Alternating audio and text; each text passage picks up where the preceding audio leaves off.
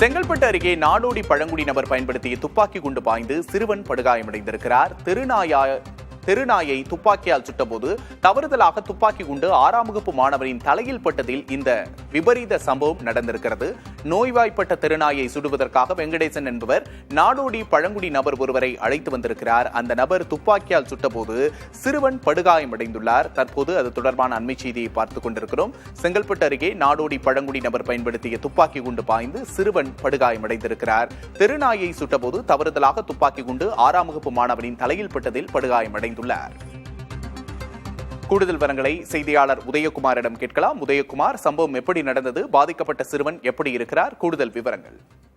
விக்னேஷ் சித்தாமூர் அருகே கொக்கரந்தாங்கல் பகுதியை சேர்ந்தவர் குரலரசன்.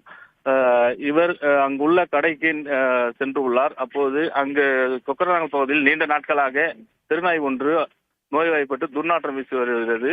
இதனை கொள்வதற்காக அதே பகுதியை சேர்ந்த வெங்கடேசன் என்பவர் திருக்கரணை பகுதியை சேர்ந்த சரத்குமார் என்ற நதிக்கூரை அழைத்து வந்து கொள்வதற்காக அழைத்து வந்துள்ளார்.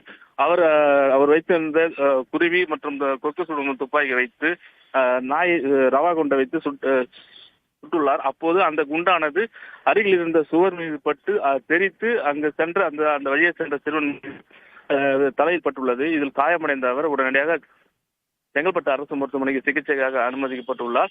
அவர் தற்போது நலமுடன் உள்ளார். இதன் சம்பந்தமாக வெங்கடேசன் மற்றும் நதிக்கோரான சரத்குமார் ஆகியோர் போலீசார் கைது செய்து சிறையில் அடைத்துள்ளனர்.